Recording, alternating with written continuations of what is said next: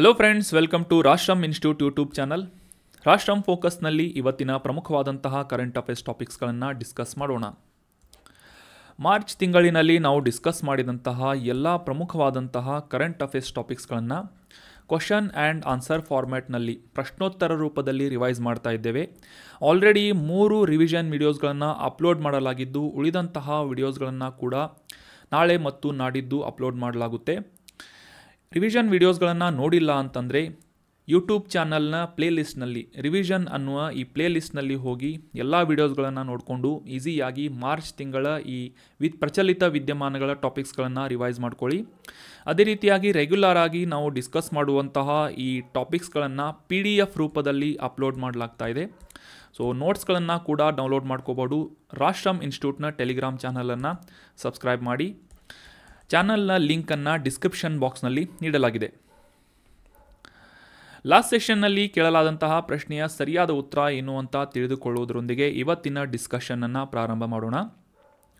ತುಂಗಭದ್ರಾ ನದಿ ಈ ಕೆಳಗಿನ ಯಾವ ನದಿಯ ಉಪನದಿಯಾಗಿದೆ ಅಂತ ಪ್ರಶ್ನೆಯನ್ನು ಕೇಳಲಾಗಿತ್ತು. ವೆರಿ ಸಿಂಪಲ್ ಆದಂತಹ ಪ್ರಶ್ನೆ. ಆಪ್ಷನ್ಸ್ಗಳಲ್ಲಿ ಕಾವೇರಿ ನದಿ, ಪಂಪಾ ನದಿ, ಕೃಷ್ಣಾ ಅಥವಾ ಗೋದಾವರಿ ನದಿ ಅಂತ ನೀಡಲಾಗಿತ್ತು. ಸೊ ಸರಿಯಾದ ಉತ್ತರ ಏನು ಅಂತಂದರೆ ಆಪ್ಷನ್ 3, ಕೃಷ್ಣಾ ನದಿಯ ಪ್ರಮುಖ ಉಪನದಿಯಾಗಿ ತುಂಗಭದ್ರಾ ನದಿಯನ್ನು ನಾವು ಗುರುತಿಸ್ತೇವೆ. Option 3 is right answer. Tungabhadra ನದಿ ನ್ಯೂಸ್ನಲ್ಲಿರುವುದರಿಂದ ಇದಕ್ಕೆ ಸಂಬಂಧಪಟ್ಟಂತಹ ಕೆಲವೊಂದಿಷ್ಟು ಇಂಪಾರ್ಟೆಂಟ್ ಆದಂತಹ ಮಾಹಿತಿಗಳನ್ನು ಮತ್ತೊಮ್ಮೆ ರಿವೈಸ್ ಮಾಡ್ಕೊಳ್ಳೋಣ. ಯಾಕಂದರೆ ನನಗೆ ಗೊತ್ತು ನೀವೆಲ್ಲ ಇದನ್ನು ಓದಿರ್ತೀರಿ ಅಂತ. ತುಂಗಾ ಮತ್ತು ಭದ್ರಾ ಅನ್ನುವ ಈ 2 ನದಿಗಳು ಪಶ್ಚಿಮ ಘಟ್ಟಗಳಲ್ಲಿ ಹರಿಯುವಂತಹ, ಪೂರ್ವಾಭಿಮುಖವಾಗಿ ಹರಿಯುವಂತಹ ನದಿಗಳಾಗಿ ಗುರುತಿಸಿಕೊಳ್ಳುತ್ತವೆ. ಇವು ಶಿವಮೊಗ್ಗ ಜಿಲ್ಲೆಯ ಕೂಡಲಿ ಅನ್ನುವ ಗ್ರಾಮದಲ್ಲಿ ಸಂಗಮವಾಗುವುದರ ಮೂಲಕ ತುಂಗಭದ್ರಾ ಅನ್ನುವ ಹೆಸರನ್ನು ಪಡೆದುಕೊಂಡು ಮುಂದೆ ಕೃಷ್ಣಾ ನದಿಯನ್ನು ಸೇರಿಕೊಳ್ಳುವಂತಹ ನದಿ ತುಂಗಭದ್ರಾ ನದಿ ಆಗಿದೆ ಅಂತ ನಾವು ಸಿಂಪಲ್ ಆಗಿ ನೆನಪಿಟ್ಕೋಬೇಕು. ಕರ್ನಾಟಕ, ಆಂಧ್ರ ಪ್ರದೇಶ್ ಮತ್ತು ತೆಲಂಗಾಣ ಈ 3 ರಾಜ್ಯಗಳ ಮೂಲಕವೂ ಕೂಡ ಹರಿಯುವಂತಹ ಒಂದು ನದಿ ತುಂಗಭದ್ರಾ ನದಿ ಅಂತ ಗುರುತಿಸಿಕೊಳ್ಳುತ್ತೆ. ಕೃಷ್ಣಾ ನದಿಯನ್ನು ಸಂಗಮಿಸಿದ ನಂತರ ಮುಂದೆ ಬಂಗಾಳ ಕೊಲ್ಲಿಯಲ್ಲಿ ಹೋಗಿ ಈ ನದಿ ಏನಾಗುತ್ತೆ, ಸೇರಿಕೊಳ್ಳುತ್ತೆ ಅಂತ ನಾವು ಅಂಡರ್ಸ್ಟ್ಯಾಂಡ್ ಮಾಡ್ಕೋಬೇಕು. ಕರ್ನಾಟಕ ಅಥವಾ ಭಾರತದ ಐತಿಹಾಸಿಕ ನಗರವಾಗಿದ್ದಂತಹ ಹಂಪಿ ಕೂಡ ಈ ತುಂಗಭದ್ರಾ ನದಿಯ ದಂಡೆಯಲ್ಲಿದೆ ಅನ್ನೋದು ಕೂಡ ವಿಶೇಷವಾದಂತಹ ಮಾಹಿತಿಯಾಗುತ್ತೆ. ಮತ್ತು ಈ ತುಂಗಭದ್ರಾ ನದಿಯ ಪ್ರಾಚೀನ ಹೆಸರು ಏನು ಅಂತ ನೋಟ್ ಮಾಡಿಟ್ಕೊಳ್ಳಿ, ವೆರಿ ಇಂಪಾರ್ಟೆಂಟ್. ಪಂಪಾ ಅನ್ನುವ ಹೆಸರನ್ನು ಈ ತುಂಗಭದ್ರಾ ನದಿ ಪ್ರಾಚೀನ ಕಾಲದಲ್ಲಿ ಹೆಸರನ್ನು ಪಡೆದುಕೊಂಡಿತ್ತು ಅಂತ ನಾವು ಅಂಡರ್ಸ್ಟ್ಯಾಂಡ್ ಮಾಡ್ಕೋಬೇಕು. ಇನ್ನು ಈ ತುಂಗಭದ್ರಾ ನದಿ ಕೃಷ್ಣಾ ನದಿಯ ಉಪನದಿಯಾಗಿದೆ ಅಂತ ತಿಳ್ಕೊಂಡ್ವಿ. ತುಂಗಭದ್ರಾ ನದಿಯ ಇತರ ಉಪನದಿಗಳು ಯಾವುವು ಅಂತ ಮತ್ತೊಮ್ಮೆ ತಿಳ್ಕೊಳ್ಳೋಣ. ತುಂಗಾ, ಕುಮುದ್ವತಿ, ಭದ್ರಾ, ವರದಾ, ವೇದಾವತಿ, ಹಂಡ್ರಿ ಅನ್ನುವ ಪ್ರಮುಖವಾದಂತಹ ಉಪನದಿಗಳನ್ನು ತುಂಗಭದ್ರಾ ನದಿ ಟ್ರಿಬ್ಯೂಟರೀಸ್ಗಳಾಗಿ ಹೊಂದಿದೆ ಅನ್ನೋದು ಇಂಪಾರ್ಟೆಂಟ್ ಆದಂತಹ ಮಾಹಿತಿ. ಮತ್ತೊಮ್ಮೆ ರಿಪೀಟ್ ಮಾಡ್ತೀನಿ. ತುಂಗಭದ್ರಾ ನದಿಯ ಪ್ರಮುಖ ಉಪನದಿಗಳು ಯಾವುವು ಅಂತಂದರೆ ತುಂಗಾ ಮತ್ತು ಭದ್ರಾ, ಕುಮುದ್ವತಿ, ವರದಾ, ವೇದಾವತಿ ಮತ್ತು ಹಂಡ್ರಿ. ಇವು ತುಂಗಭದ್ರಾ ನದಿಯ ಪ್ರಮುಖ ಟ್ರಿಬ್ಯೂಟರೀಸ್ಗಳಾಗಿವೆ ಅಂತ ನಾವು ನೋಟ್ ಮಾಡಿಟ್ಕೋಬೇಕು. ಸೊ ಆನ್ಸರ್ ಮಾಡಿ ಕಮೆಂಟ್ ಮಾಡಿದಂತಹ ಎಲ್ಲ ಸ್ಟೂಡೆಂಟ್ಸ್ಗಳಿಗೂ ಕೂಡ congratulations and very well done. ಇದೇ ರೀತಿಯಾಗಿ ಡಿಸ್ಕಷನ್ನಲ್ಲಿ ಭಾಗವಹಿಸ್ತಾ ಇರಿ. ಆನ್ಸರ್ ಗೊತ್ತಿರಲಿ ಇಲ್ಲದೇ ಇರಲಿ, ಅಟ್ಲೀಸ್ಟ್ ಪಾರ್ಟಿಸಿಪೇಟ್ ಮಾಡೋಕ್ಕೆ ಟ್ರೈ ಮಾಡಿ. ಸರಿಯಾದ ಆನ್ಸರನ್ನು ಗೊತ್ತಿಲ್ಲದೆ ಇದ್ದರೂ ಕೂಡ ಗೆಸ್ ಮಾಡಿ ಕಮೆಂಟ್ ಮಾಡೋಕ್ಕೆ ಟ್ರೈ ಮಾಡಿ ಅಂತ ಹೇಳ್ತಾ ಇವತ್ತಿನ ಪ್ರಶ್ನೆ ಏನು ಅಂತ ನೋಡೋಣ. ಆನ್ಸರ್ ಮಾಡೋದಕ್ಕೆ ಟ್ರೈ ಮಾಡಿ. ಇತ್ತೀಚೆಗೆ ನ್ಯೂಸ್ನಲ್ಲಿದ್ದಂತಹ ಒಂದು ಮಾವಿನ ತಳಿ, ಕರ್ನಾಟಕದ ಈ ವಿಶೇಷ ಮಾವಿನ ತಳಿಗೆ ಇತ್ತೀಚೆಗೆ ಜಾಗ್ರಫಿಕಲ್ ಇಂಡಿಕೇಶನ್ ಟ್ಯಾಗನ್ನು ನೀಡಲಾಗಿದೆ. ಭೌಗೋಳಿಕ ಸೂಚಕದ GI ಟ್ಯಾಗನ್ನು ನೀಡಲಾಗಿದ್ದು ಅದು ಯಾವ ಒಂದು ಮಾವಿನ ತಳಿ ಅಂತ ಗುರುತಿಸಬೇಕಾಗಿದೆ. ಆಪ್ಷನ್ 1 ಇಶಾದ್ ಅನ್ನುವ ಹೆಸರಿನ ಮಾವು, ಆಪ್ಷನ್ 2 ಸುಬಾನ್ ಮಾವು, ಆಪ್ಷನ್ 3 ಅಂಕೋಲಾ ಮಾವು ಅಥವಾ ಆಪ್ಷನ್ 4 ಬಾಹುಬಲಿ ಮಾವು ಅಂತ ಇದೆ. ನಿಮ್ಮ ಉತ್ತರ ಏನು ಅಂತ ಕಮೆಂಟ್ ಬಾಕ್ಸ್ನಲ್ಲಿ ಕಮೆಂಟ್ ಮಾಡಿ. ಅಪ್ಪಟ ಕರುನಾಡಿನ ಮಾವಿನ ತಳಿ, ಇತ್ತೀಚೆಗೆ ಇದಕ್ಕೆ ಜಾಗ್ರಫಿಕಲ್ ಇಂಡಿಕೇಶನ್ ಟ್ಯಾಗನ್ನು ನೀಡಲಾಗಿದೆ. ಯಾವ ಒಂದು ಮಾವು ಅಂತ ಕಮೆಂಟ್ ಬಾಕ್ಸ್ನಲ್ಲಿ ಕಮೆಂಟ್ ಮಾಡಿ. ನೆಕ್ಸ್ಟ್ ಸೆಷನ್ನಲ್ಲಿ ಇದರ ಸರಿಯಾದ ಉತ್ತರ ಏನು ಅಂತ ತಿಳ್ಕೋಣ. ಇನ್ನು ಇವತ್ತಿನ ಮೊದಲನೇ ಆರ್ಟಿಕಲ್ ಚಾಂಗ್ಪಾ ಅನ್ನುವ ಬುಡಕಟ್ಟು ಸಮುದಾಯದ ಕುರಿತಾದಂತಹ ಕೆಲವೊಂದಿಷ್ಟು ಬೇಸಿಕ್ ಇನ್ಫಾರ್ಮೇಷನ್ಸ್ಗಳನ್ನು ಅಂಡರ್ಸ್ಟ್ಯಾಂಡ್ ಮಾಡ್ಕೋಣ. ಈ ಟ್ರೈಬಲ್ ಗ್ರೂಪ್ಸ್ಗಳು ಯಾವ ಪ್ರದೇಶದಲ್ಲಿ ವಾಸಿಸ್ತಾರೆ, ಅಂದರೆ ಆ ಒಂದು ಸಮುದಾಯಕ್ಕೆ ಸಂಬಂಧಪಟ್ಟಂತಹ ಜನ ಯಾವ ಒಂದು ರಾಜ್ಯ ಅಥವಾ ಯಾವ ಕೇಂದ್ರಾಡಳಿತ ಪ್ರದೇಶದಲ್ಲಿ ಇರ್ತಾರೆ ಅಂತ ಸತತವಾಗಿ KPSCಯಿಂದ ಮ್ಯಾಚ್ ದ ಫಾಲೋವಿಂಗ್ಸ್ ಆಗಿರ್ಬೋದು ಅಥವಾ ಡೈರೆಕ್ಟ್ ಕ್ವಶನ್ಸ್ಗಳಾಗಿರ್ಬೋದು ಈ ರೀತಿಯಾದಂಥ ಪ್ರಶ್ನೆಗಳನ್ನು ಕೇಳ್ತಾ ಇರ್ತಾರೆ. ಸೊ ಹೀಗಾಗಿ ನ್ಯೂಸ್ನಲ್ಲಿರುವಂತಹ ಈ ಚಾಂಗ್ಪಾ ಬುಡಕಟ್ಟು ಸಮುದಾಯದರ ಬಗ್ಗೆ ಕೆಲವೊಂದಿಷ್ಟು ಬೇಸಿಕ್ ಇನ್ಫಾರ್ಮೇಷನ್ಸ್ಗಳನ್ನು ಅಂಡರ್ಸ್ಟ್ಯಾಂಡ್ ಮಾಡ್ಕೊಳ್ಳೋದು ನಮಗೆ examination point of view important ಆಗುತ್ತೆ. ಸೊ ಹೀಗಾಗಿ ಈ ಚಾಂಗ್ಪಾ ಟ್ರೈಬಲ್ ಗ್ರೂಪ್ಸ್ ಕುರಿತಾದಂತಹ ಮಾಹಿತಿಗಳನ್ನು ಅಂಡರ್ಸ್ಟ್ಯಾಂಡ್ ಮಾಡ್ಕೊಳ್ಳೋಣ. ಅದಕ್ಕಿಂತ ಮುಂಚೆ ಕಾಂಟೆಕ್ಸ್ಟನ್ನು ಅಂಡರ್ಸ್ಟ್ಯಾಂಡ್ ಮಾಡ್ಕೊಳ್ಳೋದಾದರೆ, ನಮಗೆಲ್ಲ ಗೊತ್ತಿರುವ ಹಾಗೆ ಈ 3 ಇಡಿಯಟ್ಸ್ ಅನ್ನುವ ಮೂವಿಯನ್ನು ಮುಖ್ಯವಾಗಿ ಈ ಲದಾಖ್ನಲ್ಲಿ ವಾಸಿಸ್ತಾ ಇರುವಂತಹ ಸೋನಮ್ ವಾಂಗ್ಚುಕ್ ಅನ್ನುವ ಕ್ಯಾರೆಕ್ಟರ್ನಿಂದ ಇನ್ಸ್ಪಿರೇಷನನ್ನು ಪಡೆದುಕೊಂಡು ರೂಪಿಸಲಾಗಿತ್ತು. ಈ 3 ಇಡಿಯಟ್ಸ್ನಲ್ಲಿ ಈ ಫುನ್ಸುಕ್ ವಾಂಗ್ಡು ಅನ್ನುವ ಈ ಕ್ಯಾರೆಕ್ಟರ್ ಏನಿದೆ, ಸೋನಮ್ ವಾಂಗ್ಚುಕ್ ಅವರಿಂದ ಸ್ಫೂರ್ತಿಯನ್ನು ಪಡೆದುಕೊಂಡು ಆ ಒಂದು ಕ್ಯಾರೆಕ್ಟರನ್ನು ಡೆವಲಪ್ ಮಾಡಲಾಗಿತ್ತು ರಾಜ್ಕುಮಾರ್ ಹಿರಾನಿ ಅನ್ನುವ ಡೈರೆಕ್ಟರ್ನಿಂದ ಅಂತ ನಾವು ಅಂಡರ್ಸ್ಟ್ಯಾಂಡ್ ಮಾಡ್ಕೋಬೇಕು. ಸೊ ಇದು ಎಕ್ಸ್ಟ್ರಾ ಇನ್ಫಾರ್ಮೇಷನ್ ಆಗಿತ್ತು. ಇನ್ನು ಕಾಂಟೆಕ್ಸ್ಟ್ಗೆ ಬರೋದಾದರೆ, ಇತ್ತೀಚೆಗೆ ಹವಾಮಾನ ಕಾರ್ಯಕರ್ತರು ಮತ್ತು ಸಾಕಷ್ಟು ಪೇಟೆಂಟ್ಸ್ಗಳನ್ನು ತಮ್ಮದಾಗಿಸಿಕೊಂಡಿರುವಂತಹ ಪ್ರಸಿದ್ಧ ವ್ಯಕ್ತಿ ಸೋನಮ್ ವಾಂಗ್ಚುಕ್ ಅವರು ಲದಾಖಿಗೆ ಈ ರಾಜ್ಯದ ಸ್ಥಾನಮಾನವನ್ನು ನೀಡಬೇಕು ಮತ್ತು ಅಲ್ಲಿನ ಸಂಸ್ಕೃತಿಯನ್ನು ಕಾಪಾಡುವಂತಹ ನಿಟ್ಟಿನಲ್ಲಿ ಸರ್ಕಾರ ವಿಶೇಷ ಕ್ರಮಗಳನ್ನು ಕೈಗೊಳ್ಳಬೇಕು ಅಂತ ಸತತವಾಗಿ ಫಾಸ್ಟಿಂಗನ್ನು ನಡೆಸ್ತಾ ಇದ್ದಾರೆ ಅಥವಾ ಸತ್ಯಾಗ್ರಹವನ್ನು ಉಪವಾಸ ಸತ್ಯಾಗ್ರಹವನ್ನು ನಡೆಸ್ತಾ ಇದ್ದಾರೆ ಅಂತ ನಮಗೆಲ್ಲ ಗೊತ್ತಿರುವಂಥ ವಿಚಾರ. ಸೊ ಈ ಸೋನಮ್ ವಾಂಗ್ಚುಕ್ ಅವರು ಮತ್ತು ಲೇ ಅಪೆಕ್ಸ್ ಬಾಡಿಯಿಂದ ಇತ್ತೀಚೆಗೆ ಈ ಲದಾಖ್ನಲ್ಲಿ ವಾಸಿಸ್ತಾ ಇರುವಂತಹ ಚಾಂಗ್ಪಾ ಬುಡಕಟ್ಟು ಸಮುದಾಯದವರು ಎದುರಿಸ್ತಾ ಇರುವಂತಹ ಸಮಸ್ಯೆಗಳನ್ನು ಹೈಲೈಟ್ ಮಾಡುವಂತಹ ಉದ್ದೇಶದಿಂದ ಪಶ್ಮೀನಾ ಬಾರ್ಡರ್ ಮಾರ್ಚ್ ಅನ್ನುವ ಈ ಒಂದು ಮೆರವಣಿಗೆಯನ್ನು ಆಯೋಜನೆ ಮಾಡಬೇಕು ಅಂತ ನಿರ್ಧಾರ ಮಾಡಲಾಗಿತ್ತು. ಸೊ ಕೆಲವೊಂದಿಷ್ಟು ಕಾರಣಗಳಿಂದಾಗಿ ಈ ಒಂದು ನಿರ್ಧಾರವನ್ನು ಹಿಂದೆ ತೆಗೆದುಕೊಳ್ಳಲಾಗಿದೆ, ಅಂದರೆ ಆ ಒಂದು ಮಾರ್ಚ್ ಅಥವಾ ಮೆರವಣಿಗೆಯನ್ನು ಕ್ಯಾನ್ಸಲ್ ಮಾಡಲಾಗಿದೆ ಅಂತ ಇತ್ತೀಚೆಗೆ ನ್ಯೂಸ್ನಲ್ಲಿ ಪಬ್ಲಿಷ್ ಆಗಿತ್ತು. ಸೊ ಹೀಗಾಗಿ ಈ ಚಾಂಗ್ಪಾ ಬುಡಕಟ್ಟು ಸಮುದಾಯದವರ ಬಗ್ಗೆ ನ್ಯೂಸ್ನಲ್ಲಿರುವುದರಿಂದ ಇವರ ಬಗ್ಗೆ ಕೆಲವೊಂದಿಷ್ಟು ಇನ್ಫಾರ್ಮೇಷನ್ಸ್ಗಳನ್ನ ಅಂಡರ್ಸ್ಟ್ಯಾಂಡ್ ಮಾಡ್ಕೋಣ ಈ ಒಂದು ಆರ್ಟಿಕಲ್ನಲ್ಲಿ. ಚಾಂಗ್ಪಾ ಬುಡಕಟ್ಟು ಸಮುದಾಯದವರು ಆಗ್ನೇಯ ಲದಾಖ್ ಭಾಗದಲ್ಲಿ ವಾಸಿಸ್ತಾ ಇರುವಂತಹ ಚಾಂಗ್ತಾಂಗ್ ಪ್ರಸ್ಥಭೂಮಿ ಅಥವಾ ಚಾಂಗ್ತಾಂಗ್ ಪ್ಲಾಟೂನಲ್ಲಿ ವಾಸಿಸ್ತಾ ಇರುವಂತಹ ಪ್ರಮುಖ ಅರೆ ಅಲೆಮಾರಿ ಜನರು ಅಂತ ನಾವು ಗುರುತಿಸಬೇಕು. ಅಂದರೆ ಸೆಮಿ ನೋಮ್ಯಾಡಿಕ್ ಟ್ರೈಬಲ್ ಪೀಪಲ್ ಅಂತ ನಾವು ಗುರುತಿಸಬೇಕು. ಚಾಂಗ್ಪಾ ಬುಡಕಟ್ಟು ಸಮುದಾಯದವರು ಲದಾಖ್ನಲ್ಲಿ ವಾಸಿಸ್ತಾ ಇದ್ದಾರೆ ಅನ್ನೋದು ಕೂಡ ವೆರಿ ಇಂಪಾರ್ಟೆಂಟ್ ಆದಂತಹ ಒಂದು ಮಾಹಿತಿಯಾಗುತ್ತೆ. ನೋಟ್ ಮಾಡಿ ಇಟ್ಕೊಳ್ಳಿ ಇದನ್ನು. ಸೊ ಹೆಸರಿನಲ್ಲೇ ಸೂಚಿಸುವ ಹಾಗೆ ಇವರು ಲದಾಖ್ನ ಈ ಚಾಂಗ್ತಾಂಗ್ ಪ್ರಸ್ಥಭೂಮಿಯಲ್ಲಿ ವಾಸಿಸುತ್ತಿರುವಂತಹ ಸೆಮಿ ನೋಮ್ಯಾಡಿಕ್ ಟ್ರೈಬಲ್ ಗ್ರೂಪ್ ಆಗಿದ್ದು, ಈ ಪಕ್ಕದಲ್ಲಿರುವಂತಹ ಟಿಬೇಟಿಯನ್ನರೊಂದಿಗೆ ಸಾಕಷ್ಟು ಸಂಪರ್ಕವನ್ನು ಹೊಂದಿರುವುದರಿಂದ ಟಿಬೇಟಿಯನ್ನರು ವಾಸಿಸುತ್ತಿರುವಂತಹ ಪ್ರದೇಶ ಮತ್ತು ಅವರು ಫಾಲೋ ಮಾಡ್ತಾ ಇರುವಂತಹ ಸಂಸ್ಕೃತಿಯನ್ನು ಈ ಚಾಂಗ್ಪಾ ಬುಡಕಟ್ಟು ಸಮುದಾಯದವರು ಫಾಲೋ ಮಾಡ್ತಾರೆ. ಸೊ ವಿಶೇಷವಾಗಿ ಈ ಟಿಬೇಟಿಯನ್ ಬೌದ್ಧ ಧರ್ಮವನ್ನು ತಮ್ಮದೆಂದು ಪ್ರತಿಪಾದಿಸುವಂತಹ ಈ ಚಾಂಗ್ಪಾ ಬುಡಕಟ್ಟು ಸಮುದಾಯದವರು ಸಾಕಷ್ಟು ದೊಡ್ಡ ಪ್ರಮಾಣದಲ್ಲಿ ತಮ್ಮ ಒಂದು ಸಮಸ್ಯೆಗಳನ್ನು ಎದುರಿಸ್ತಾ ಇದ್ದಾರೆ ಅಂತ ಇತ್ತೀಚೆಗೆ ಈ ಸೋನಮ್ ವಾಂಗ್ಚುಕ್ ಅವರಿಂದ ಈ ಚಾಂಗ್ಪಾ ಬುಡಕಟ್ಟು ಸಮುದಾಯದವರ ಬಗ್ಗೆ ಹೈಲೈಟ್ ಮಾಡಲಾಗಿತ್ತು. ಸೊ ಇವರ ಸಂಸ್ಕೃತಿಯನ್ನು ಮತ್ತು ಇವರ ಬುಡಕಟ್ಟು ಸಮುದಾಯವನ್ನು ರಕ್ಷಿಸಬೇಕು ಅಂತ ಕೂಡ ಸರ್ಕಾರಕ್ಕೆ ಸಾಕಷ್ಟು ರಿಕ್ವೆಸ್ಟ್ಗಳನ್ನು ಮಾಡಲಾಗ್ತಾ ಇತ್ತು. ಆಗಲೇ ತಿಳಿಸಿದ ಹಾಗೆ ಸೆಮಿ ನೋಮ್ಯಾಡಿಕ್ ಅಥವಾ ಅರೆ ಅಲೆಮಾರಿ ಜನರಾಗಿರುವಂತಹ ಈ ಚಾಂಗ್ಪಾ ಬುಡಕಟ್ಟು ಸಮುದಾಯದವರು ಪ್ರಮುಖವಾಗಿ ಪಶುಪಾಲನೆಯನ್ನು ನಡೆಸುವಂತಹ ಪಶುಪಾಲಕರು ಮತ್ತು ಈ ಜಮ್ಮು ಕಾಶ್ಮೀರ ಮತ್ತು ಲದಾಖ್ ಪ್ರದೇಶದಲ್ಲಿ ಹೆಚ್ಚಾಗಿ ಕಂಡುಬರುವಂತಹ ಯಾಕ್ ಅನ್ನುವ ಪ್ರಾಣಿ ಮತ್ತು ಆಡುಗಳನ್ನು, ಅದರಲ್ಲೂ ಕೂಡ ವಿಶೇಷವಾಗಿ ಈ ಪಶ್ಮಿನಾ ಅನ್ನುವ ಕುರಿಗಳನ್ನು ಸಾಕುವಂತಹ ಜನರಾಗಿದ್ದಾರೆ ಅಂತ ನಾವು ಅಂಡರ್ಸ್ಟ್ಯಾಂಡ್ ಮಾಡ್ಕೋಬೇಕು. ಅರೆ ಅಲೆಮಾರಿ ಜನರು ಈ ಚಾಂಗ್ಪಾ ಬುಡಕಟ್ಟು ಸಮುದಾಯದವರು ಆಗಿದ್ದಾರೆ. ಈ ಇಮೇಜ್ನಲ್ಲಿ ಶಂಕುವಿನ ಆಕಾರದಲ್ಲಿ ಕಾಣುವಂತಹ ಈ ರೀತಿಯಾದಂಥ ಟೆಂಟ್ಸ್ಗಳನ್ನು ಹಾಕಿಕೊಂಡು ವಾಸಿಸುವುದರ ಮೂಲಕ ಈ ಚಾಂಗ್ಪಾ ಬುಡಕಟ್ಟು ಸಮುದಾಯದವರನ್ನು ನಾವು ಗುರುತಿಸಬಹುದಾಗಿದೆ. ಪ್ರಮುಖವಾಗಿ ಈ ಯಾಕ್ ಅನ್ನುವ ಪ್ರಾಣಿಯ ಚರ್ಮದಿಂದ ನಿರ್ಮಾಣ ಮಾಡಲಾದಂತಹ ಈ ರೀತಿಯಾದಂತಹ ಟೆಂಟ್ಸ್ಗಳನ್ನು ಅಥವಾ ಡೇರೆಗಳನ್ನು ಹಾಕಿಕೊಂಡು ಈ ಚಾಂಗ್ಪಾ ಬುಡಕಟ್ಟು ಸಮುದಾಯದವರು ವಾಸಿಸುತ್ತಾರೆ.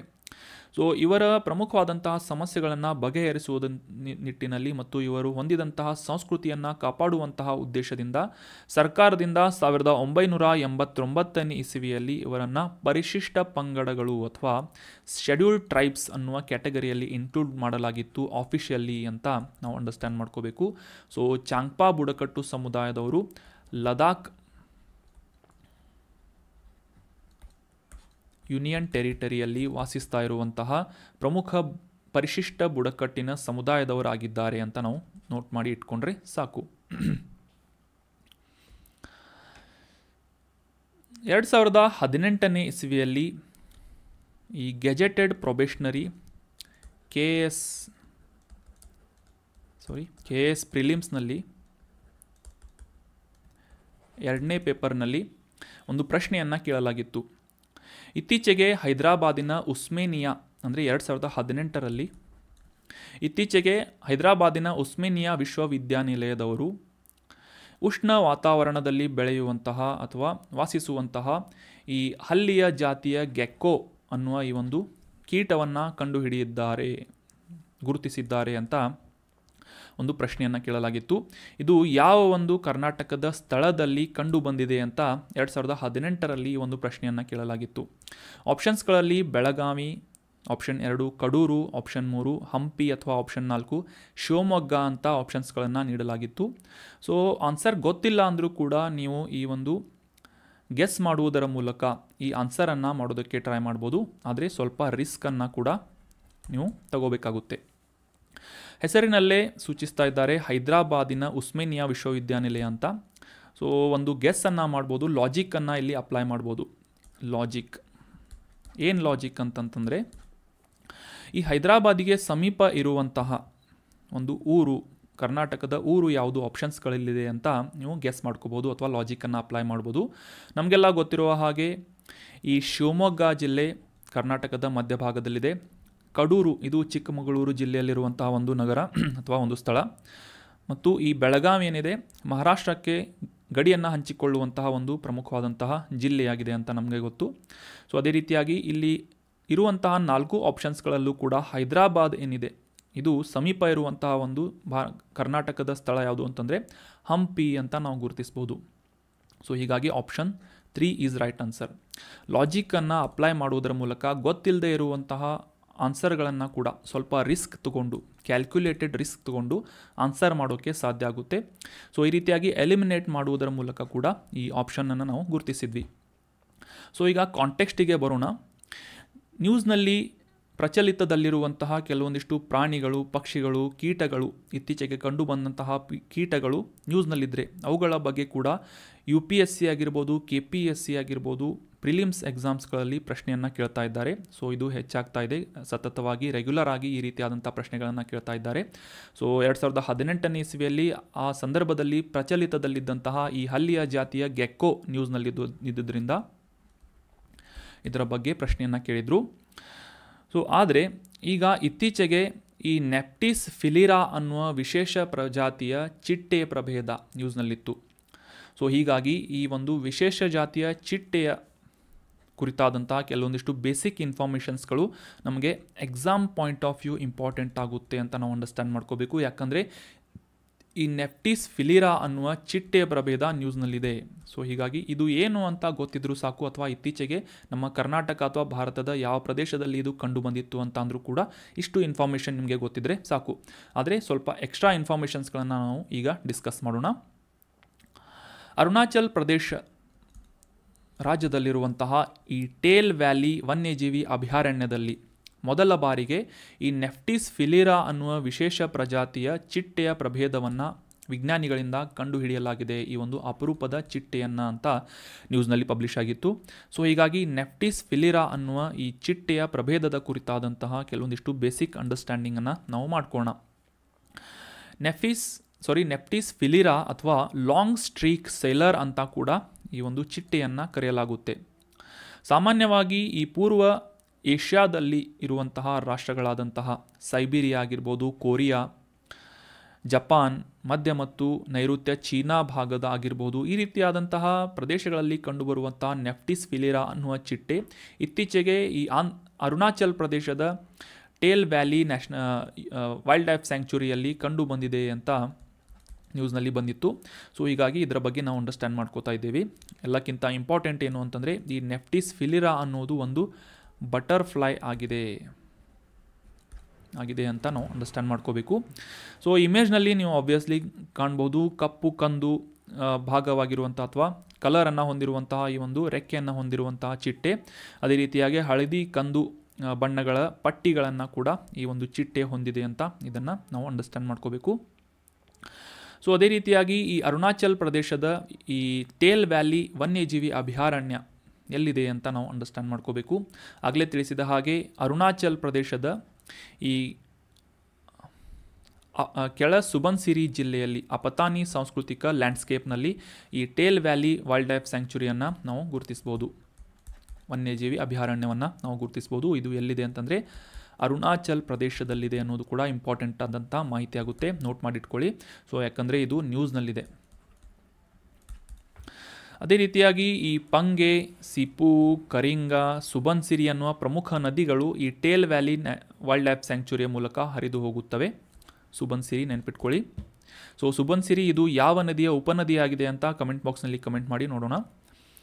ಮತ್ತು ಇಲ್ಲಿ ಕಂಡುಬರುವಂತಹ ಪ್ರಮುಖ ಸಸ್ಯ ಪ್ರಭೇದ ಯಾವುದು ಅಂತಂದರೆ ಸಿಲ್ವರ್ ಫರ್ ಮರಗಳು, ಜರಿ ಗಿಡಗಳು, ವಿಶೇಷ ಆರ್ಕಿಡ್ ಪ್ರಜಾತಿಯ ಗಿಡಗಳು, ಬಿದಿರು, ರೋಡೋಡೆಂಡ್ರಾನ್ನಂತಹ ಉಪೋಷ್ಣ ವಲಯದ ಮತ್ತು ಆಲ್ಫೈನ್ ಕಾಡುಗಳಲ್ಲಿ ಬೆಳೆಯುವಂತಹ ಮರಗಳನ್ನು ಈ ಒಂದು ಟೇಲ್ ವ್ಯಾಲಿ ವೈಲ್ಡ್ ಲೈಫ್ ಸ್ಯಾಂಕ್ಚುರಿಯಲ್ಲಿ ನಾವು ಕಾಣ್ಬೋದು.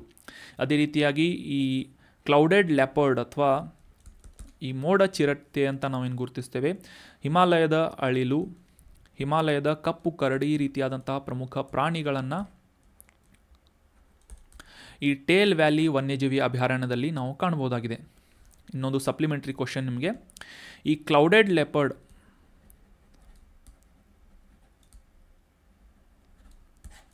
ಲೆಪರ್ಡ್ ಅಂತ ಇದು ಒಂದು ಅಳಿವಿನಂಚಿನಲ್ಲಿರುವಂತಹ ಪ್ರಜಾತಿಯ ಪ್ರಾಣಿಯಾಗಿದೆ.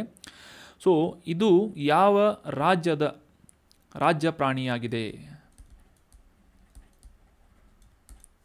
Clouded leopard is a state animal of which of the state in India ಅಂತ ಕಮೆಂಟ್ ಬಾಕ್ಸ್ನಲ್ಲಿ ಕಮೆಂಟ್ ಮಾಡಿ ನೋಡೋಣ ಎಷ್ಟು ಮಂದಿಗೆ ಗೊತ್ತಿದೆ ಅಂತ. ಇನ್ನು ಮುಂದಿನ ಆರ್ಟಿಕಲ್ ಸೈನ್ಸ್ ಆ್ಯಂಡ್ ಟೆಕ್ನಾಲಜಿಗೆ ಸಂಬಂಧಪಟ್ಟಂತಹ ಒಂದು ಇಂಪಾರ್ಟೆಂಟ್ ಆರ್ಟಿಕಲ್ ಆಗಿದೆ. ಇತ್ತೀಚೆಗೆ ನಮ್ಮ ಭಾರತದ ಈ Tata advanced systems limited TASL ಅನ್ನುವ ಸಂಸ್ಥೆ ಮತ್ತು ಇನ್ನೊಂದು ಈ ಲ್ಯಾಟಿನ್ ಅಮೆರಿಕಾದ ಇನ್ನೊಂದು ಸಂಸ್ಥೆಯೊಂದಿಗೆ ಸಹಭಾಗಿತ್ವದಲ್ಲಿ ಈ TSAT-1A ಅನ್ನುವ ಸ್ಯಾಟಲೈಟನ್ನು ಲಾಂಚ್ ಮಾಡಿದೆ ಅಂತ ನ್ಯೂಸ್ನಲ್ಲಿ ಪಬ್ಲಿಷ್ ಆಗಿತ್ತು. ಅಮೆರಿಕದ ಸ್ಪೇಸ್ ಎಕ್ಸ್ನ ಫಾಲ್ಕನ್ 9 ಅನ್ನುವ ರಾಕೆಟ್ನ ಮೂಲಕ ಈ ಸಬ್ ಮೀಟರ್ ರೆಸಲ್ಯೂಷನ್ ಆಪ್ಟಿಕಲ್ ಉಪಗ್ರಹವಾದಂತಹ TSAT-1A ಅನ್ನುವ ಈ ಒಂದು ಯಶಸ್ವಿಯಾದಂತಹ ಸ್ಯಾಟಲೈಟ್ ಅಥವಾ ಉಪಗ್ರಹವನ್ನು ಉಡಾವಣೆ ಮಾಡಲಾಗಿದೆ ಅಂತ ಈ TSAT-1A ಅನ್ನುವ ಸ್ಯಾಟಲೈಟ್ ನ್ಯೂಸ್ನಲ್ಲಿತ್ತು. ಇದು ಒಂದು ಭೂವೀಕ್ಷಣಾ ಉಪಗ್ರಹವಾಗಿದ್ದು ಅಂದರೆ ಅರ್ತ್ ಅಬ್ಸರ್ವೇಟರಿ ಅಥವಾ ಅರ್ತ್ ಅಬ್ಸರ್ವಿಂಗ್ ಸ್ಯಾಟಲೈಟ್ ಆಗಿದೆ ಅಂತ ನಾವು ಅಂಡರ್ಸ್ಟ್ಯಾಂಡ್ ಮಾಡ್ಕೋಬೇಕು.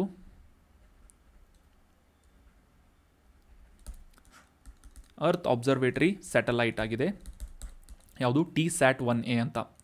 ವಿಶೇಷವಾಗಿ ಗಮನಿಸುವಂತಹ ಒಂದು ವಿಶೇಷತೆ ಏನು ಅಂತಂದರೆ 2023ನೇ ಇಸವಿಯಿಂದ ಪ್ರಮುಖ 2 ಖಾಸಗಿ ಕಂಪನಿಗಳಾದಂತಹ ಲ್ಯಾಟಿನ್ ಅಮೆರಿಕಾದ ಈ ಸ್ಯಾಟಲೋಜಿಕಲ್ ಇನ್ಕಾರ್ಪೊರೇಷನ್ ಮತ್ತು ಭಾರತದ Tata advanced systems limited TASL ಅನ್ನುವ ಈ 2 ಸಂಸ್ಥೆಗಳ ಸಹಭಾಗಿತ್ವದಲ್ಲಿ ಈ ಒಂದು earth observatory sub meter resolution earth observatory ಸ್ಯಾಟಲೈಟನ್ನು ಲಾಂಚ್ ಮಾಡಲಾಗಿದೆ. ಅರ್ತ್ ಅಬ್ಸರ್ವೇಟರಿ ಅಂತಂದರೆ ಆಬ್ವಿಯಸ್ಲಿ ಇಲ್ಲಿ ಸಾಕಷ್ಟು ಹೈ ರೆಸಲ್ಯೂಷನನ್ನು ಹೊಂದಿದಂತಹ ಕ್ಯಾಮ್ರಾಗಳನ್ನು ಈ ಸ್ಯಾಟಲೈಟ್ ಮೇಲೆ ಅಳವಡಿಸಲಾಗಿರುತ್ತದೆ ಅಂತ ನಾವು ಸಿಂಪಲ್ ಆಗಿ ಕಾಂಟೆಕ್ಸ್ಟನ್ನು ಕೂಡ ಅಂಡರ್ಸ್ಟ್ಯಾಂಡ್ ಮಾಡ್ಕೋಬಹುದು. ಅದೇ ರೀತಿಯಾಗಿ ಈ ಯುನೈಟೆಡ್ ಸ್ಟೇಟ್ಸ್ ಆಫ್ ಅಮೆರಿಕಾದ ಫ್ಲೋರಿಡಾದಲ್ಲಿರುವಂತಹ ಕೆನಡಿ ಬಾಹ್ಯಾಕಾಶ ಕೇಂದ್ರದಿಂದ ಈ ಸ್ಪೇಸ್ ಎಕ್ಸ್ ಕಂಪನಿಯ ಫಾಲ್ಕನ್ 9 ರಾಕೆಟ್ನ ಮೂಲಕ ಈ ಸ್ಯಾಟಲೈಟನ್ನು ಲಾಂಚ್ ಮಾಡಲಾಗಿದೆ. ಅಷ್ಟೇ ಅಲ್ಲದೆ ವಿಶೇಷವಾದಂತಹ ಗಮನಿಸುವಂತಹ ಅಂಶ ಏನು ಅಂತಂದರೆ ಈ ಸ್ಯಾಟಲೈಟನ್ನು ಡೆವಲಪ್ ಮಾಡುವಂತಹ ನಿಟ್ಟಿನಲ್ಲಿ ಅಸೆಂಬ್ಲಿ ಮಾಡುವಂತಹ ಇದರ ಎಲ್ಲ ಪಾರ್ಟ್ಸ್ಗಳನ್ನು ಅಸೆಂಬ್ಲಿ ಮಾಡುವಂತಹ ಕಾರ್ಯವನ್ನು ಎಲ್ಲಿ ನಡೆಸಲಾಗಿತ್ತು ಅಂತಂದರೆ ನಮ್ಮ ಕರ್ನಾಟಕದ ವೇಮಗಲ್ ಫೆಸಿಲಿಟಿ ಸೆಂಟರ್ನಲ್ಲಿ ಈ TSAT-1A ಅನ್ನುವ ಸ್ಯಾಟಲೈಟಿನ ಅಸೆಂಬ್ಲಿಯನ್ನು ನಡೆಸಲಾಗಿತ್ತು. ಇಂಟಿಗ್ರೇಷನ್ ಟೆಸ್ಟಿಂಗ್ AIT ಸ್ಥಾವರದಲ್ಲಿ ಅದರ ಕರ್ನಾಟಕದ ವೇಮಗಲ್ ಫೆಸಿಲಿಟಿ ಸೆಂಟರ್ನಲ್ಲಿ ಇದರ ಒಂದು ಅಸೆಂಬ್ಲಿಯನ್ನು ಮಾಡಲಾಗಿತ್ತು ಅಂತ ನಾವು ಅಂಡರ್ಸ್ಟ್ಯಾಂಡ್ ಮಾಡ್ಕೋಬೇಕು. ಆದರೆ ಇದನ್ನು ಲಾಂಚ್ ಮಾಡಿದ್ದು ಎಲ್ಲಿ ಅಂತಂದರೆ ಅಮೆರಿಕದ ಫ್ಲೋರಿಡಾದಲ್ಲಿರುವಂತಹ ಕೆನಡಿ ಸ್ಪೇಸ್ ಸೆಂಟರ್ನಲ್ಲಿ ಈ ಫಾಲ್ಕನ್ 9 ಅನ್ನುವ ರಾಕೆಟ್ನ ಮುಖಾಂತರ ಈ ಸ್ಯಾಟಲೈಟನ್ನು ಲಾಂಚ್ ಮಾಡಲಾಗಿದೆ, TSAT-1A ಅನ್ನುವ ಸ್ಯಾಟಲೈಟ್. ಸೊ ಆಗಲೇ ತಿಳಿಸಿದ ಹಾಗೆ ಇದೊಂದು ಅರ್ತ್ ಅಬ್ಸರ್ವೇಟರಿ ಸ್ಯಾಟಲೈಟ್ ಆಗಿದ್ದು ಭೂಮಿಯನ್ನು ಅಬ್ಸರ್ವ್ ಮಾಡುವಂತಹ ಒಂದು ಉಪಗ್ರಹವಾಗಿದ್ದು ಭೂಮಿಯ ಮೇಲಿರುವಂತಹ ವಿಶೇಷ ಸಂಪನ್ಮೂಲಗಳನ್ನು ಮತ್ತು ನೀರನ್ನು ಮುಖ್ಯವಾಗಿ ಆಳವಾಗಿ ಸೂಕ್ಷ್ಮವಾಗಿ ಗ್ರಹಿಸುವಂತಹ ನಿಟ್ಟಿನಲ್ಲಿ ಆ ಒಂದು ಡೇಟಾವನ್ನು ಕಲೆಕ್ಟ್ ಮಾಡುವಂತಹ ಒಂದು ಉದ್ದೇಶದಿಂದ ಅಷ್ಟೇ ಅಲ್ಲದೆ ಈ ರಕ್ಷಣಾ ಪಡೆಗಳಿಗೆ ಸಹಕಾರವನ್ನು ನೀಡುವಂತಹ ನಿಟ್ಟಿನಲ್ಲಿ ಗುಪ್ತಚರ ಮಾಹಿತಿಯನ್ನು ಸರ್ವೆಲೆನ್ಸನ್ನು ಒದಗಿಸುವಂತಹ ನಿಟ್ಟಿನಲ್ಲಿ ಈ TSAT-1A ಸ್ಯಾಟಲೈಟ್ ಕಾರ್ಯವನ್ನು ನಿರ್ವಹಿಸಲಿದೆ. ಅದೇ ರೀತಿಯಾಗಿ ತಾನು ಸಂಗ್ರಹಿಸಿದಂತಹ ಎಲ್ಲ ಪ್ರಮುಖವಾದಂತಹ ಮಾಹಿತಿಯನ್ನು ಭಾರತದ ಕೆಲವೊಂದಿಷ್ಟು ಸ್ನೇಹಪರ ರಾಷ್ಟ್ರಗಳು ಅಥವಾ ಫ್ರೆಂಡ್ಲಿ ನೇಷನ್ಸ್ಗಳೊಂದಿಗೆ ಹಂಚಿಕೊಳ್ಳುವಂತಹ ಒಂದು ಉದ್ದೇಶವನ್ನು ಕೂಡ ಈ TSAT-1A ಅನ್ನುವ ಸ್ಯಾಟಲೈಟ್ ಹೊಂದಿದೆ ಅಂತ ನಾವು ಅಂಡರ್ಸ್ಟ್ಯಾಂಡ್ ಮಾಡ್ಕೋಬೇಕು. ಸೊ ಈ ರೀತಿಯಾದಂತಹ ಅರ್ತ್ ಅಬ್ಸರ್ವೇಟರಿ ಸ್ಯಾಟಲೈಟ್ಸ್ಗಳನ್ನು ಆಲ್ರೆಡಿ ನಮ್ಮ ಭಾರತದ ಬಾಹ್ಯಾಕಾಶ ಸಂಶೋಧನಾ ಸಂಸ್ಥೆಯಾದಂತಹ ಇಸ್ರೋದಿಂದ ಸಾಕಷ್ಟು ಪ್ರಮಾಣದಲ್ಲಿ ಈ ರೀತಿಯಾದಂತಹ ಸ್ಯಾಟಲೈಟ್ಸ್ಗಳನ್ನು ಲಾಂಚ್ ಮಾಡಲಾಗಿದೆ. ಆದರೆ ಈ TSAT-1A ಅನ್ನುವ ಸ್ಯಾಟಲೈಟಿನ ಅಥವಾ ಉಪಗ್ರಹದ ವಿಶೇಷತೆ ಏನು ಅಂತಂದರೆ ಮೊದಲ ಬಾರಿಗೆ ನಮ್ಮ ಭಾರತದ ಖಾಸಗಿ ವಲಯದ ಸಂಸ್ಥೆಯ ಮೂಲಕ ಈ ಒಂದು ಉಪಗ್ರಹವನ್ನು ಮಿಲಿಟರಿ ಪತ್ತೇದಾರಿ ಉಪಗ್ರಹವನ್ನು ಲಾಂಚ್ ಮಾಡಲಾಗಿದೆ. ಈ ಒಂದು ಪ್ರಯತ್ನವನ್ನು ಖಾಸಗಿ ಸಂಸ್ಥೆಯಿಂದ ಮಾಡಲಾಗಿದೆ ಅಂತ ನಾವು ಅಂಡರ್ಸ್ಟ್ಯಾಂಡ್ ಮಾಡ್ಕೊಂಡ್ವಿ. ಟಾಟಾ ಅಡ್ವಾನ್ಸ್ಡ್ ಸ್ಯಾಟಲೈಟ್ ಲಿಮಿಟೆಡ್ ಅಂತ ಈ ಒಂದು ಸಂಸ್ಥೆಯ ಹೆಸರನ್ನು ಕೂಡ ನಾವು ಅಂಡರ್ಸ್ಟ್ಯಾಂಡ್ ಮಾಡ್ಕೊಂಡ್ವಿ. ಟಾಟಾ ಅಡ್ವಾನ್ಸ್ಡ್ ಸಿಸ್ಟಮ್ ಲಿಮಿಟೆಡ್ ಅಂತ ಇದರ ಹೆಸರು, ಅಥವಾ ಟಾಟಾ ಅಂತ ನೆನ್ಪಿಟ್ಕೊಂಡ್ರು ಕೂಡ ಸಾಕು. ಸೊ ಇದು ಮತ್ತು ಈ ಲ್ಯಾಟಿನ್ ಅಮೇರಿಕಾದ ಮತ್ತೊಂದು ಸಂಸ್ಥೆ ಸ್ಯಾಟಲಾಜಿಕಲ್ ಇನ್ಕಾರ್ಪೊರೇಷನ್ ಅಂತ ಈ ಎರಡು ಸಂಸ್ಥೆಗಳ ಒಂದು ಸಹಭಾಗಿತ್ವದಲ್ಲಿ TSAT-1A ಈ ಒಂದು ಸ್ಯಾಟಲೈಟನ್ನು ಅರ್ತ್ ಅಬ್ಸರ್ವೇಟರಿ ಸ್ಯಾಟಲೈಟನ್ನು ಉಡಾವಣೆ ಮಾಡಲಾಗಿದೆ. ಕಳೆದ 3 ತಿಂಗಳಿನಿಂದ ಲಕ್ಷದ್ವೀಪ, ಮಾಲ್ಡೀವ್ಸ್ ಸಾಕಷ್ಟು ನ್ಯೂಸ್ನಲ್ಲಿವೆ.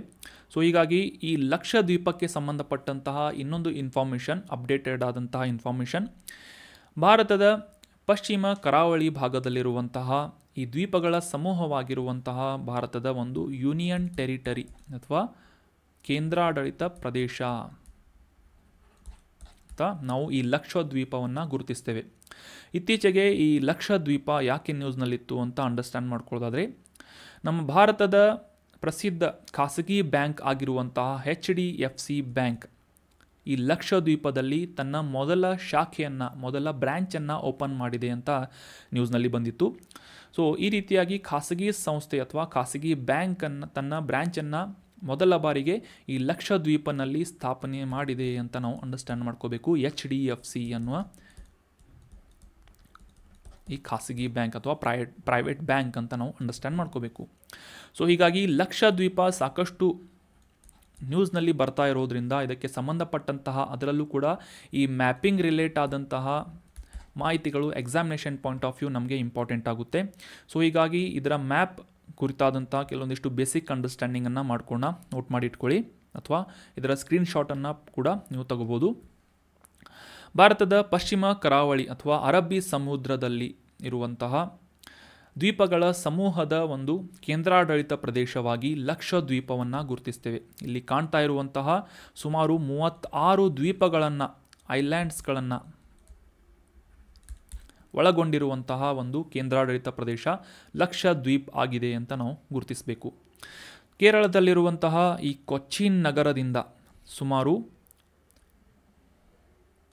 400 ಕಿಲೋಮೀಟರ್ಗಳು, ಅಪ್ರಾಕ್ಸಿಮೇಟ್ಲಿ 400 ಕಿಲೋಮೀಟರ್ ದೂರದಲ್ಲಿ ಈ ಲಕ್ಷದ್ವೀಪದ ರಾಜಧಾನಿಯಾಗಿರುವಂತಹ ಕ್ಯಾಪಿಟಲ್ ಸಿಟಿಯಾಗಿರುವಂತಹ ಐಲ್ಯಾಂಡ್ ಕವರಟ್ಟಿ ಅನ್ನುವ ಐಲ್ಯಾಂಡ್ ಲೊಕೇಟ್ ಆಗಿದೆ. ಸುಮಾರು 400 ಕಿಲೋಮೀಟರ್ ಫ್ರಮ್ ಕೊಚ್ಚಿ ಅಂತ ನಾವು ಅಂಡರ್ಸ್ಟ್ಯಾಂಡ್ ಮಾಡ್ಕೋಬೇಕು. ಅದೇ ರೀತಿಯಾಗಿ ಈ ಲಕ್ಷದ್ವೀಪದ ಪ್ರಮುಖವಾದಂತಹ ದೊಡ್ಡ ಐಲ್ಯಾಂಡ್ಸ್ಗಳು ಯಾವುವು ಅಥವಾ ದ್ವೀಪಗಳು ಯಾವುವು ಅಂತಂದ್ರೆ ತಿಳ್ಕೊಳ್ಳೋದಾದರೆ, ಆಂಡ್ರಾಟ್ ಅನ್ನುವ ಈ ಒಂದು ದ್ವೀಪ, ಇದು ದ್ವೀಪ ಸಮೂಹದಲ್ಲಿನ ಅತಿ ದೊಡ್ಡ ದ್ವೀಪವಾಗಿದೆ, ಲಾರ್ಜೆಸ್ಟ್ ಐಲ್ಯಾಂಡ್ ಅಂತ ನಾವು ಗುರುತಿಸ್ಬೋದು ಆಂಡ್ರಾಟನ್ನು. ಅದೇ ರೀತಿಯಾಗಿ ಈ ಚೆರಿಯಮ್ ಆಗಿರ್ಬೋದು, ಕಲ್ಪೇನಿ, ಸುಹೇಲಿ, ಕವರಟ್ಟಿ ಅಂತ ಇದು ಕ್ಯಾಪಿಟಲ್ ಸಿಟಿ ಅಂತ ನೋಡಿದ್ವಿ, ಅಗಾತಿ, ತಿನ್ನಕರ, ಬಿತ್ರಾ, ಚೆಲ್ತಾನ್, ಕಿಲ್ತಾನ್, ಕದ್ಮಾಟ್, ಅಮಿನಿ ಈ ರೀತಿಯಾದಂತಹ ಪ್ರಮುಖ ಸುಮಾರು 36 ದ್ವೀಪಗಳನ್ನು ಈ ಲಕ್ಷದ್ವೀಪ್ ಒಳಗೊಂಡಿದೆ ಅಂತ ನಾವು ಅಂಡರ್ಸ್ಟ್ಯಾಂಡ್ ಮಾಡ್ಕೋಬೇಕು. ಸೊ ಈ ಸಮುದ್ರದ ಒಂದು ಕೊರೆತದಿಂದಾಗಿ ಇಲ್ಲಿನ ಒಂದು ದ್ವೀಪ ಏನಿದೆ ಅದು ಸವೆದು ಹೋಗ್ತಾ ಇದೆ. ಸೊ ಹೀಗಾಗಿ 35 ಅಥವಾ 36 ಐಲ್ಯಾಂಡ್ಸ್ಗಳನ್ನು ಇದು ಒಳಗೊಂಡಿದೆ ಅಂತ ನಾವು ಅಂಡರ್ಸ್ಟ್ಯಾಂಡ್ ಮಾಡ್ಕೋಬೋದು. 1+35. ಸೊ 2011ನೇ ಇಸವಿಯಲ್ಲಿ ಈ ಲಕ್ಷದ್ವೀಪದ ಸೆನ್ಸಸ್ ಕಂಡಕ್ಟ್ ಮಾಡಲಾಗಿತ್ತು, ಗಣತಿಯನ್ನು ಕಂಡಕ್ಟ್ ಮಾಡಲಾಗಿತ್ತು. ಅದರ ಪ್ರಕಾರ ಸುಮಾರು 64,000 ಅಪ್ರಾಕ್ಸಿಮೇಟ್ಲಿ 64,000 ಪಾಪ್ಯುಲೇಷನನ್ನು ಜನಸಂಖ್ಯೆಯನ್ನು ಇದು ಹೊಂದಿದೆ 2011ರ ಸೆನ್ಸಸ್ನ ಪ್ರಕಾರ.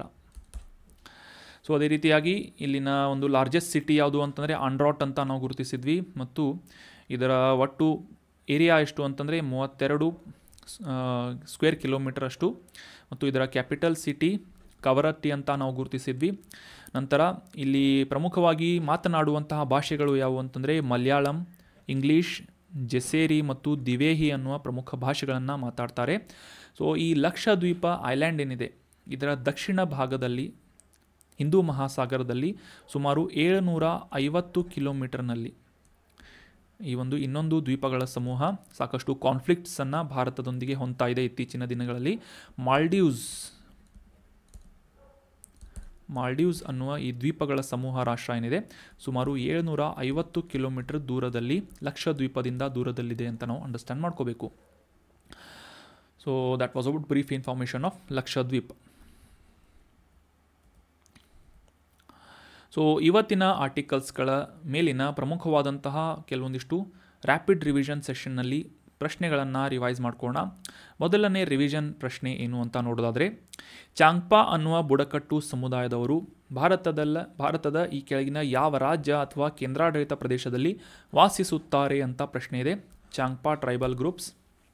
Option 1 Lakshadweep, option 2 Andaman, option 3 Ladakh ಅಥವಾ ಆಪ್ಷನ್ 4 ಅರುಣಾಚಲ್ ಪ್ರದೇಶ ಅಂತ ನೀಡಲಾಗಿದೆ. ಸರಿಯಾದ ಉತ್ತರ ಏನು ಅಂತಂದರೆ ಆಪ್ಷನ್ 3 ಲದಾಖ್ನಲ್ಲಿ ಈ ಚಾಂಗ್ಪಾ ಬುಡಕಟ್ಟು ಸಮುದಾಯದವರು ವಾಸಿಸುತ್ತಾರೆ ಅಂತ ನಾವು ಅಂಡರ್ಸ್ಟ್ಯಾಂಡ್ ಮಾಡ್ಕೊಂಡ್ವಿ. So option 3 is right answer.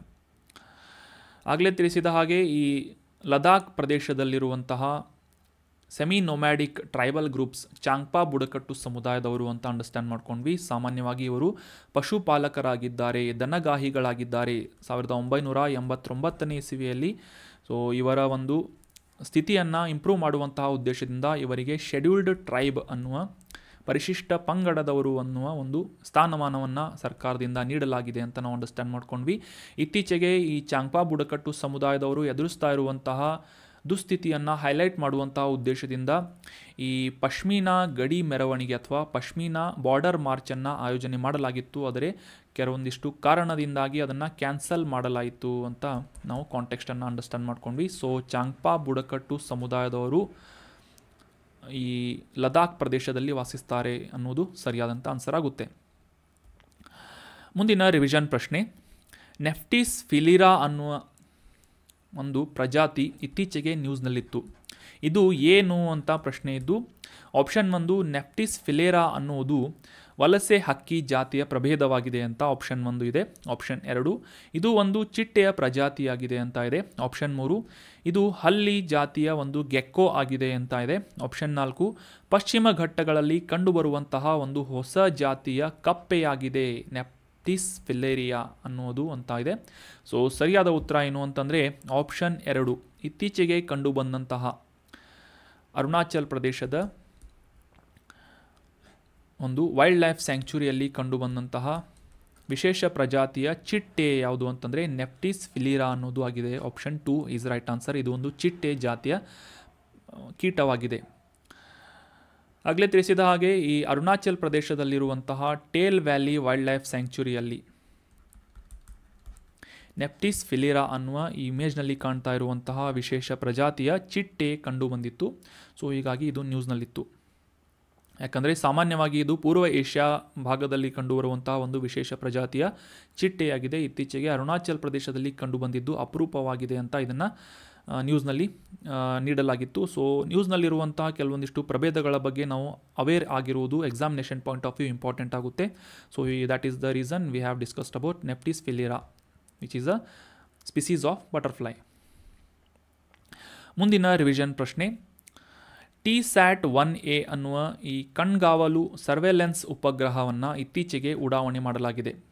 ಭಾರತದ ಈ ಕೆಳಗಿನ ಯಾವ ಖಾಸಗಿ ಸಂಸ್ಥೆಯಿಂದ ಈ ಒಂದು ಸ್ಯಾಟಲೈಟನ್ನು ಡೆವಲಪ್ ಮಾಡಲಾಗಿದೆ, ಅಭಿವೃದ್ಧಿಪಡಿಸಲಾಗಿದೆ ಅಂತ ಪ್ರಶ್ನೆ ಇದ್ದು, option 1 Tata, option 2 Reliance, option 3 servo control motor, option 3 Tesla ಅಂತ ನೀಡಲಾಗಿದ್ದು ಸರಿಯಾದ ಉತ್ತರ ಏನು ಅಂತಂದರೆ ಆಪ್ಷನ್ 1.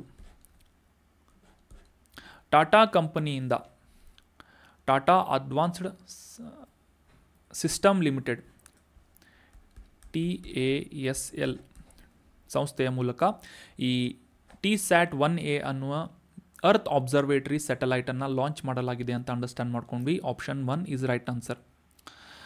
ಮುಖ್ಯವಾಗಿ ಈ ಲ್ಯಾಟಿನ್ ಅಮೆರಿಕಾದ ಪ್ರಮುಖ ಸಂಸ್ಥೆ ಸ್ಯಾಟಲಾಜಿಕಲ್ ಇನ್ಕಾರ್ಪೊರೇಷನ್ ಮತ್ತು ಭಾರತದ ಟಾಟಾ ಅಡ್ವಾನ್ಸ್ಡ್ ಸಿಸ್ಟಮ್ ಲಿಮಿಟೆಡ್ ಅನ್ನುವ ಈ ಎರಡು ಸಂಸ್ಥೆಗಳ ಮುಖಾಂತರ ಈ ಒಂದು ಅರ್ತ್ ಅಬ್ಸರ್ವೇಟರಿ ಭೂವೀಕ್ಷಣಾ ಉಪಗ್ರಹವನ್ನು ಲಾಂಚ್ ಮಾಡಲಾಗಿದೆ ಅಂತ, ಅಮೆರಿಕಾದಿಂದ ಲಾಂಚ್ ಮಾಡಲಾಗಿದೆ ಅಂತ ಅಂಡರ್ಸ್ಟ್ಯಾಂಡ್ ಮಾಡ್ಕೊಂಡ್ವಿ. ಸೊ TSAT-1A ನೆನ್ಪಿಟ್ಕೊಳ್ಳಿ, ಟಾಟಾ ಅನ್ನುವ ಖಾಸಗಿ ಸಂಸ್ಥೆಯ ಮೂಲಕ ಇದನ್ನು ಅಭಿವೃದ್ಧಿಪಡಿಸಿ ಲಾಂಚ್ ಮಾಡಲಾಗಿದೆ. ಮುಂದಿನ ರಿವಿಷನ್ ಪ್ರಶ್ನೆ, ಲಕ್ಷದ್ವೀಪ ಕೇಂದ್ರಾಡಳಿತ ಪ್ರದೇಶದ ರಾಜಧಾನಿ ಯಾವುದು? Which is the capital city of Lakshadweep island ಅಂತ ಪ್ರಶ್ನೆ ಇದೆ. Option 1 Amini, option 2 Androth, option 3 Kavaratti, option 4 Agatti ಅಂತ ಇದೆ. ಸೊ ಸರಿಯಾದ ಉತ್ತರ ಏನು ಅಂತಂದರೆ ಆಪ್ಷನ್ 3 ಕವರಟ್ಟಿ ಇದು ಲಕ್ಷದ್ವೀಪ ಐಲ್ಯಾಂಡ್ಸ್ನ ರಾಜಧಾನಿ ಆಗಿದೆ, ಕ್ಯಾಪಿಟಲ್ ಆಗಿದೆ ಅನ್ನೋದು ಸರಿಯಾದಂಥ ಆನ್ಸರ್ ಆಗುತ್ತೆ. Option 3 is right answer. ಈ ಮ್ಯಾಪ್ನಲ್ಲಿ ಕ್ಲಿಯರ್ ಆಗಿ ಅಂಡರ್ಸ್ಟ್ಯಾಂಡ್ ಮಾಡ್ಕೊಂಡ್ವಿ. ಇತ್ತೀಚೆಗೆ ಕವರಟ್ಟಿಯಲ್ಲಿ ಅಥವಾ ಲಕ್ಷದ್ವೀಪನಲ್ಲಿ HDFC ಖಾಸಗಿ ಬ್ಯಾಂಕ್ ಮೊದಲ ಶಾಖೆಯನ್ನು ಸ್ಥಾಪನೆ ಮಾಡಿದೆ ಅಂತ. ಈ ಕೇರಳದ ಕೊಚ್ಚಿಯಿಂದ ಸುಮಾರು 400 ಕಿಲೋಮೀಟರ್ ದೂರದಲ್ಲಿರುವಂತಹ ಈ ಲಕ್ಷದ್ವೀಪ್ ಐಲ್ಯಾಂಡ್ಸ್ನ ಕ್ಯಾಪಿಟಲ್ ಸಿಟಿ ಅಥವಾ ಕ್ಯಾಪಿಟಲ್ ಐಲ್ಯಾಂಡ್ ಯಾವುದು ಅಂತಂದರೆ ಕವರಟ್ಟಿ ಅಂತ ಅಂಡರ್ಸ್ಟ್ಯಾಂಡ್ ಮಾಡ್ಕೊಂಡ್ವಿ. ಅದೇ ರೀತಿಯಾಗಿ ಲಕ್ಷದ್ವೀಪದ ಅತಿ ದೊಡ್ಡ ಐಲ್ಯಾಂಡ್ ಯಾವುದು ಅಂತಂದರೆ ಆಂಡ್ರಾಟ್ ಅಂತ ಕೂಡ ನಾವು ಗುರುತಿಸಿದ್ವಿ. ಸುಮಾರು 36 ಪ್ರಮುಖ ಐಲ್ಯಾಂಡ್ಸ್ಗಳನ್ನು ಈ ದ್ವೀಪಗಳ ಸಮೂಹ ಒಳಗೊಂಡಿದೆ ಅಂತ ನಾವು ಅಂಡರ್ಸ್ಟ್ಯಾಂಡ್ ಮಾಡ್ಕೊಂಡ್ವಿ. So that was all about today's articles friends. ಈಗ ಡಿಸ್ಕಸ್ ಮಾಡಲಾದಂತಹ ಕಾಂಟೆಂಟನ್ನು ನಿಮ್ಮ ಎಲ್ಲ ಫ್ರೆಂಡ್ಸ್ಗಳ ಜೊತೆ ಶೇರ್ ಮಾಡಿ. ಅದೇ ರೀತಿಯಾಗಿ ಡಿಸ್ಕಷನ್ನಲ್ಲಿ ಕೇಳಲಾದಂತಹ 1-2-3 ಪ್ರಶ್ನೆಗಳಿಗೆ ಸರಿಯಾಗಿ ಆನ್ಸರ್ ಮಾಡೋದಕ್ಕೆ ಟ್ರೈ ಮಾಡಿ. ಗೊತ್ತಿಲ್ಲ ಅಂದರೂ ಅಟ್ಲೀಸ್ಟ್ ಗೆಸ್ ಮಾಡಿ, ಕಮೆಂಟ್ ಮಾಡಿ, ಡಿಸ್ಕಷನ್ನಲ್ಲಿ ಪಾರ್ಟಿಸಿಪೇಟ್ ಮಾಡ್ತಾ ಇರಿ. Thank you so much for joining the discussion. Have an awesome day.